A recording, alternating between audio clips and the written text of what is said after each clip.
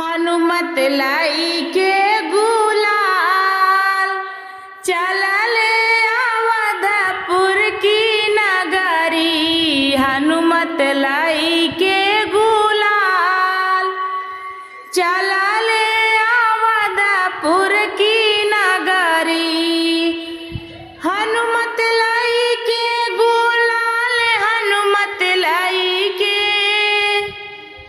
हनुमत लाई के गुलाल हनुमत लाई के हनुमत लाई के गुलाल चलले अवधपुर की नगरी। हनुमत लाई के गुलाल चलले अवधपुर की नगरी। राम संग खेले लखन संग खेले राम संग खेले लखन संग खेले लखन संग खेले लखन संग खेले। संगवा में खेले चारों भाई हो अरे संगवा में खेले चारों भाई।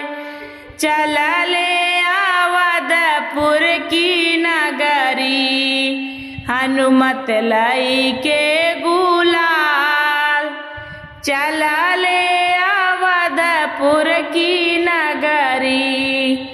हनुमत लाई के गुलाल चलले अवधपुर की नगरी।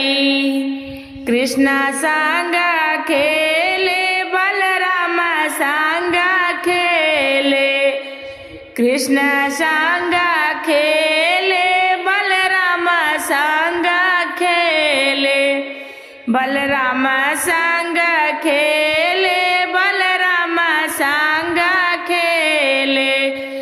रंगवा डाले ले घोरी घोरी हो अरे रंगवा डाले ले घोरी घोर।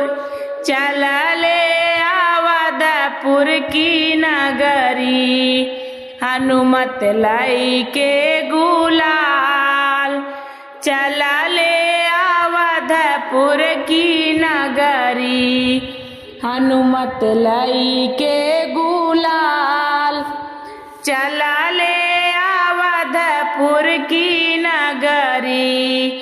हनुमत लाई के गुलाल हनुमत लाई के हनुमत लाई के गुलाल हनुमत लाई के हनुमत लाई के गुलाल चलले अवधपुर की नगरी।